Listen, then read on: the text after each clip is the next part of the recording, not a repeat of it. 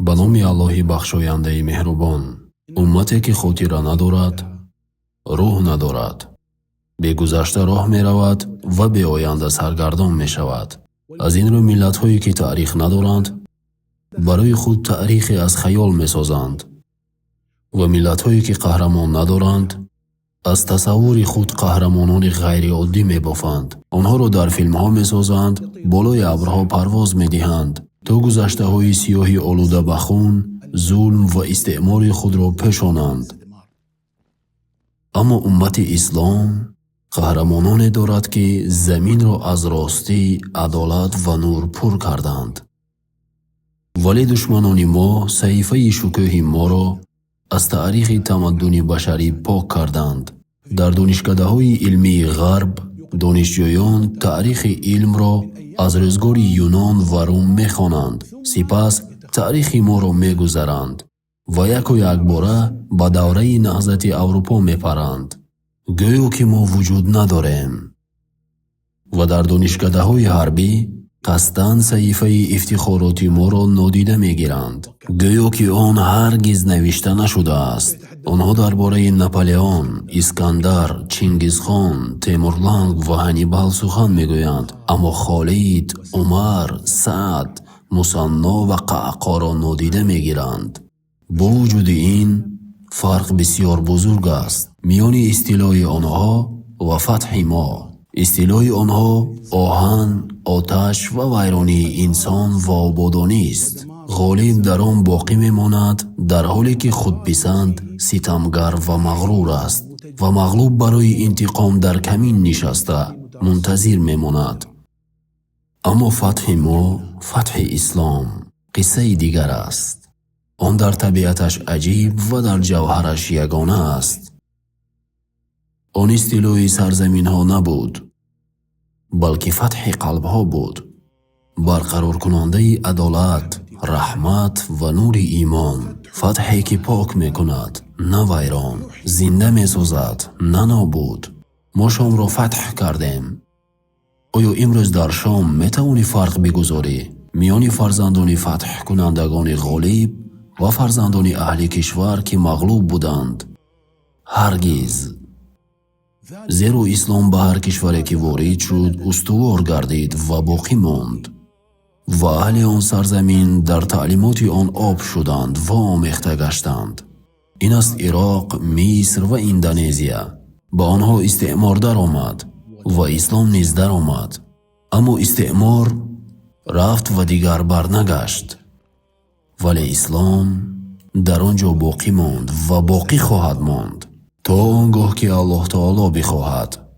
زیرا مسلمانان کشورها را فتح نکردند تا اهلشان را تحقیر کنند و نه برای غارت کردن نعمتهایشان، بلکه برای شریک شدن در خیر و بردن نور هدایت به آنها. این است آن فتحی که زمان آن را خاموش کرده نمیتواند. قهرمانان این فتح از جزیره عرب به سوی شرق حرکت کردند، به عراق، فارس و خراسان و در هند پیش رفتند تا به چین رسیدند و به سوی غرب رفتند، به مصر و آخری افریقا و حتی تا به اقیانوس رسیدند. و عقبه ابن نافع با اسبش در کنار آن ایستاد، با اشک در چشمانش گفت: یا الله، اگر این بحر نمی بود من در راه تو جهاد کرده پیش می رفتم.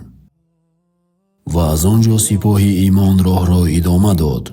بحر را عبور کردند به اندلس، حتی تا به قلب فرانسه رسیدند. آنها با پایهای خود راه می رفتند، نه وسایل نقلیاتی تیز و نه ذخیره های بزرگ داشتند، بلکه تنها چند دانه خرما در یک روز، اما با قلبهای از آهن که جز برای الله نرم نمی شدند. سواره های روزانه و عابدان شبانه. لشکری که آن را فرمانهای حربی جمع نکرده بود، بلکه عقیده لا اله الا الله متحد ساخته بود. و در پیش این فتح کنندگان خالد ابن ولید می ایستاد که بیش از 100 جنگ را از سر گذراند و در هیچ کدام یک بار هم شکست نخورد. در مقابل امپریای روم، امپریای فارس و بسیاری از قبیله های عرب او دارای قابلیت‌های فوق‌العاده بود در طرح‌ریزی حربی، زیرکی استراتژی، مانورهای جنگی، تاکتیک‌های نظامی، اداره ذخیره‌های محدود و قبول قرارهای سریع، علاوه بر شجاعت بی‌نظیر، تا جایی که غربیان از او به حیرت آمدند و نتوانستند تعجب خود را از نابغه بودن او پنهان کنند. این از تاریخ نگار انگلیس هیو کندی که میگوید دانشمندان معاصر خالد ابن ولید را استاد استراتژی‌های حربی می‌شمارند و تاریخ نگار یهودی موشه گیل میگوید قدم انتقال خالد ابن ولید از عراق به شام در تاریخ بی‌نظیر است و این انتقال گواهی می‌دهد که خالد ابن ولید فرمانده غیر عادی بود.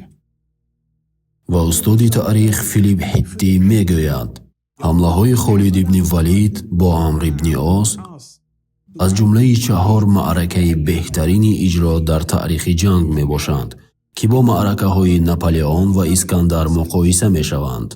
و دیوید نیکول میگوید خالد ابن ولید نابغه تاکتیکی برای دولت نوبنیاد اسلامی بود که با وجود کم شمار بودنش توانست لشکرهای پرقوت‌تر را شکست دهد. ما به شهادت این غربیان نیاز نداریم، اما این شهادت دشمنان پیش از دوستان است و حق آن است که دشمن به آن گواهی دهد. و خالد هیچ چیز نمیشد اگر هدایت نمیافت.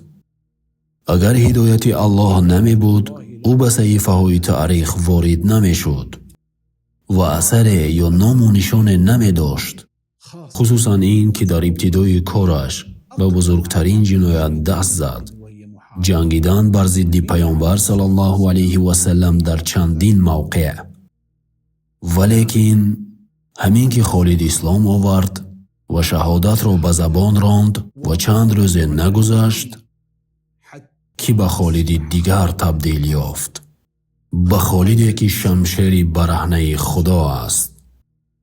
پس خوش آمدید به این سلسله مبارک که روزهای خالد را نقل می کند، آن روزهایی که با ایمان و نابغه خود ثبت کرد. و فردا قصه را از آغاز می کنیم، از سواره با نام خالد، پیش از آن که راه هدایت را بشناسد.